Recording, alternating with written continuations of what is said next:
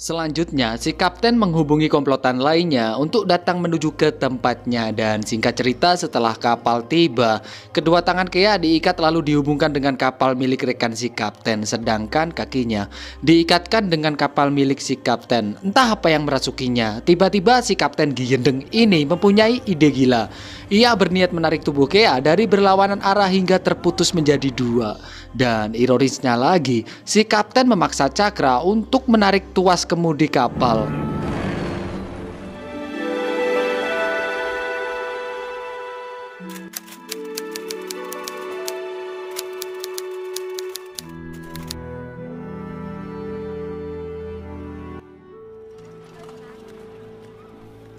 Cakra adalah seorang remaja putus sekolah yang masih berusia 14 tahun.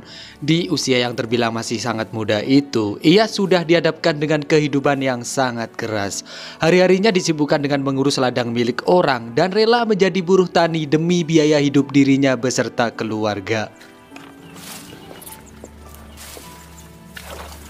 Seusai dari ladang, Cakra biasa melepas letihnya dengan berendam di sungai. Tak berselang lama, melintaslah dua gadis yang seketika membuatnya ingin menggodanya. Akan tetapi si gadis tak merespon dan malah bersikap cuek kepadanya dan membuat Cakra tersenyum heran olehnya.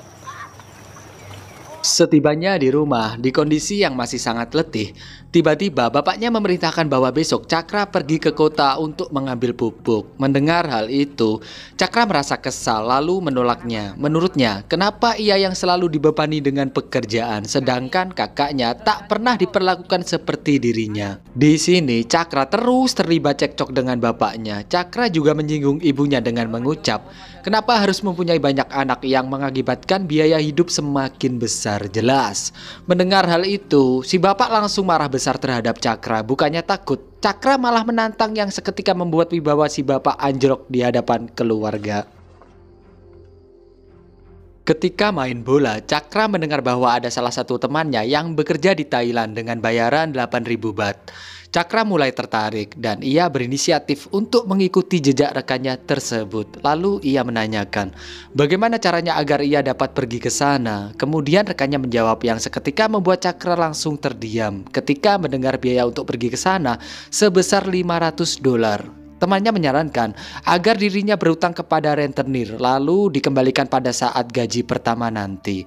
Tanpa pikir panjang, Cakra bertekad pergi ke sana dan ia akan berangkat dengan salah satu temannya. Esok paginya, tanpa sepengetahuan keluarga, Cakra pergi dari rumah lalu berjalan menemui temannya yang sama-sama akan pergi bersama dirinya. Ketika bertemu, Cakra melihat si teman dengan tangan kosong. Kemudian ia menanyakan barang bawaan si teman dan rupanya temannya mengurungkan niat untuk tak jadi berangkat. Entah apa yang ada di benaknya, si teman juga menghimbau agar Cakra untuk tetap tinggal. Cakra yang kecewa pada temannya langsung meninggalkannya dan tetap melanjutkan perjalanannya walaupun seorang diri.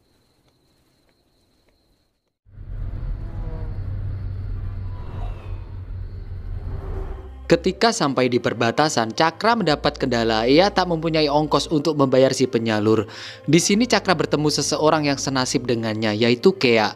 Dan karena tidak mempunyai uang, si penyalur akan mengirim Cakra beserta Kea ke pabrik yang berbeda dan dikerjakan secara gratis. Alih-alih ingin merubah kehidupannya jadi lebih layak, mereka malah terjerumus ke dalam lembah yang sebelumnya tak pernah terbesit dalam penatnya. Dan disinilah perjalanan keduanya menuju ke gerbang neraka akan segera dimulai.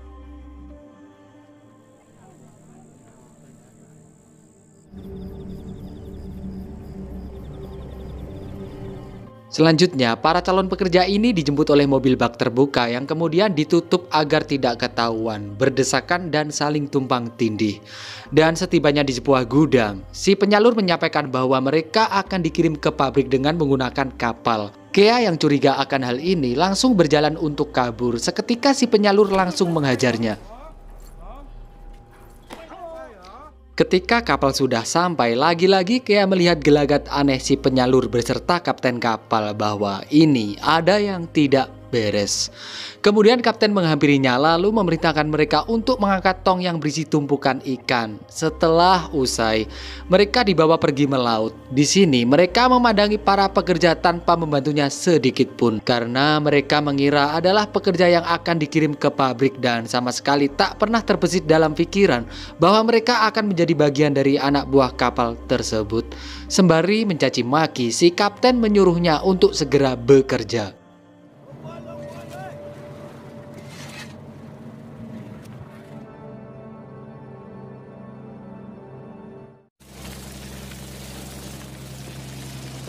Setelah seharian bekerja, di saat makan malam mereka hanya dijatah nasi putih dengan porsi yang hanya segelas air minum, tanpa lauk pauk sedikit pun. Dan ketika tidur, para pekerja ini ditempatkan di ruangan sempit yang untuk masuknya saja harus dengan merangkak. Di pagi yang masih sangat gelap, mereka dipaksa bangun untuk kembali bekerja.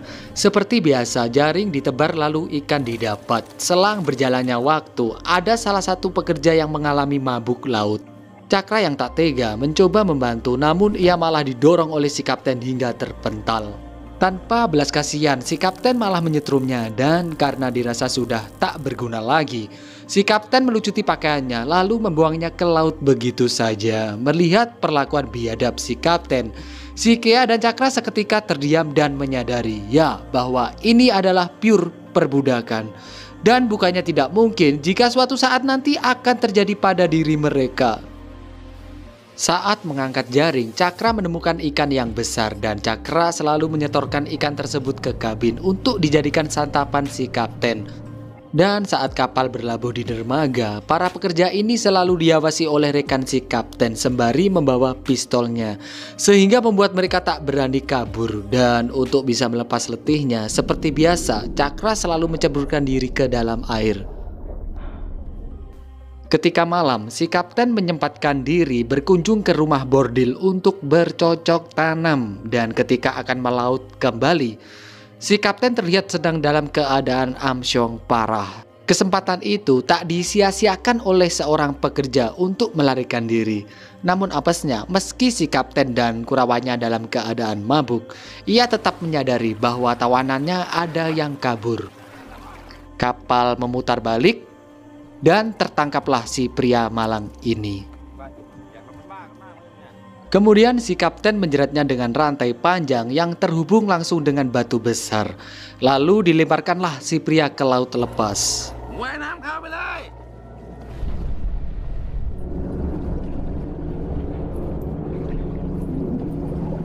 Seperti biasa, ketika ada ikan yang berukuran besar, Cakra selalu menyetorkannya ke dalam kabin, tak lain untuk santapan para kampret ini. Sedangkan Cakra hanya diupah dengan tulang belulangnya saja, dan ketika turun ke bawah, Cakra dikagetkan dengan keadaan Kea yang tampak seperti orang gila. Bahkan, di sini Kea sudah mengira bahwa Cakra adalah anak kandungnya sendiri. Begitupun rasa sayangnya terhadap Cakra. Kea berkata bahwa ia akan mengorbankan semuanya untuk Cakra. Itu terbukti ketika malam menjelang tidur, mereka kedatangan anak baru yang terbilang cukup songong. Si anak dengan santai ingin tidur di sebelah Kea, tapi Kea memakinya lalu mengusirnya karena di situ adalah tempatnya Cakra tidur. Di esoknya, Kea terkena tampolan dari si kapten karena dinilai lemot dalam bekerja, tak tinggal diam. Kea yang termakan emosi langsung menghantam si kapten dengan sekop sehingga membuatnya terjebur ke laut. Kemudian Kea lanjut menuju kabin untuk menyasar ke komplotan lainnya. Tapi apesnya, ia berhasil dilumpuhkan dengan tembakan tepat di pundaknya. Dan ini sekaligus menjadi perjalanan terakhir dari si Kea yang setidaknya sudah mencoba melawan rasa takut di dalam ketidakberdayaannya. Selanjutnya, si kapten menghubungi komplotan lainnya untuk datang menuju ke tempatnya. Dan singkat cerita, setelah kapal tiba, kedua tangan Kea diikat lalu dihubungkan dengan kapal milik rekan si kapten, sedangkan kakinya diikatkan dengan kapal milik si kapten. Entah apa yang merasukinya, tiba-tiba si kapten Gigendeng ini mempunyai ide gila. Ia berniat menarik tubuh Kea dari berlawanan arah hingga terputus menjadi dua. Dan ironisnya lagi, si kapten memaksa Cakra untuk menarik tuas kemudi kapal. Hentakan kapal menandakan bahwa tubuh Kea sudah terputus menjadi dua. Cakra pun seketika langsung muntah ketika melihat tubuh Kea hancur menjadi dua. Semenjak ketidakadanya Kea, kesongongan si anak baru semakin menjadi-jadi. Bahkan, kini ia sudah berani merebut bantal lalu mengambil alih tempat tidur milik Cakra. Di saat itu, Cakra tak bisa berbuat banyak. Ia hanya bisa terdiam dan tersadar bahwa kini ia telah benar-benar sendirian dan tak ada tempat perlindungan. Di saat jam makan, si anak baru mengeruk semua nasi yang membuat Cakra tidak dapat jatah makan di malam itu. Bahkan esoknya, ia sudah berani mengambil ikan besar untuk diantar ke kabin, yang padahal tindakan seperti itu biasa dilakukan oleh Cakra. Di momen ini, Cakra terlihat menyimpan dendam yang teramat sangat besar ke anak baru. Matanya menatap tajam ke arahnya, seolah-olah tinggal tunggu waktu saja yang pas untuk memulai permainan. Dan benar saja, di tengah malam menjelang tidur, si anak baru tiba-tiba mengalami sakit perut akibat kebelet pup. Cakra membututinya, lalu satu penyakit berhasil disingkirkan olehnya. Paginya, si kapten mulai menginterogasi para pekerja ini perihal kejadian semalam. Awalnya tidak ada yang mulai berbicara, lalu si kapten menodongkan senjata, maka majulah Cakra untuk mulai berbicara dan mengakui semuanya. Si kapten rupanya sudah mengetahui bahwa Cakra adalah pelakunya. Ia mengaku sangat terkesan dengan Cakra karena sudah berani membunuh orang. Si kapten menyampaikan bahwa Cakra berutang satu nyawa kepadanya, dan mulai sekarang kapal ini adalah rumah milik Cakra selamanya. Itu artinya si kapten akan memperbudak Cakra di kapal ini selamanya. Saat ikan diangkat, Cakra menemukan sebuah tulang besar. Disitulah Cakra menemukan ide gilanya. Ia berniat menjadikan tulang ini sebagai senjata untuk melenyapkan si kapten beserta komplotannya. Cakra yang dulu bukanlah yang sekarang. Dulu seorang bocah cupu, kini berubah menjadi garang. Malamnya, ia mulai menata nyali untuk mengumpulkan keberanian. Step awal, Cakra turun ke bawah untuk mematikan mesin. Tujuannya adalah memancing komplotan si kapten agar turun lalu dihabisilah di tengah kegelapan. Satu orang berhasil ditumbangkan. Itu berlanjut sampai besoknya. Dengan cerdiknya, Cakra masuk ke dalam kabin dengan dalih mesin kapal sedang bermasalah. Dan ketika si komplotan lengah, Cakra langsung menghantamnya dari belakang. Cakra terus menggocrok-gocrok kepala si komplotan hingga hancur. Dari bawah, si kapten menyadari ada yang tidak beres dengan melihat Cakra yang berada di atas kabin. Si kapten mendatanginya, lalu setelah melihat perbuatan gila yang dilakukan Cakra, para pekerja lain jadi tunduk kepadanya. Mereka mematuhi apapun yang diperintahkan oleh Cakra, termasuk dengan membuang mayat kapten untuk dijadikan makanan ikan.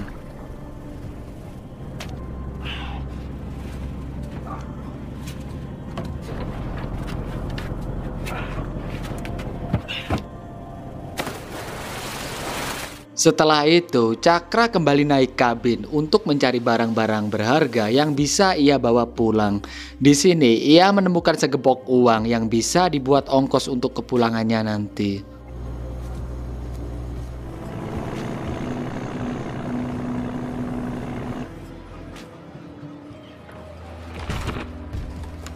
Sesampainya di pelabuhan, raut para pekerja ini tampak sumringah. Mereka berterima kasih kepada Cakra karena berkat keberaniannya, mereka kini bisa selamat dari perbudakan yang selama ini merenggut kebebasannya.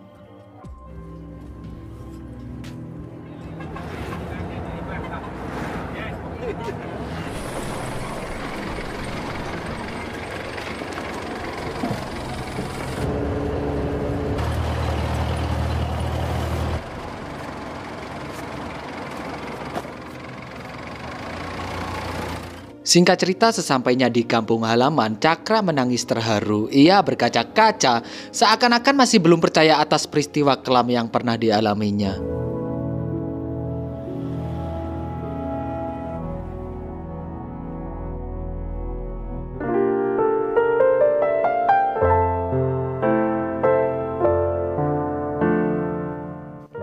Perbudakan modern, baik itu kerja terikat, kerja paksa, atau perbudakan yang lainnya, adalah kejahatan yang tidak dapat ditoleransi dalam budaya, komunitas, atau negara manapun. Karena itu, merupakan penghinaan terhadap nilai-nilai dan komitmen kita terhadap hak asasi manusia. Terima kasih buat teman-temanku karena udah nonton hingga akhir. Jika kalian suka dengan videonya, silahkan dijempol. Tak lupa juga tinggalkan pesan kalian di kolom komen ya. Di sini aku izin pamit undur diri dan sampai jumpa kembali.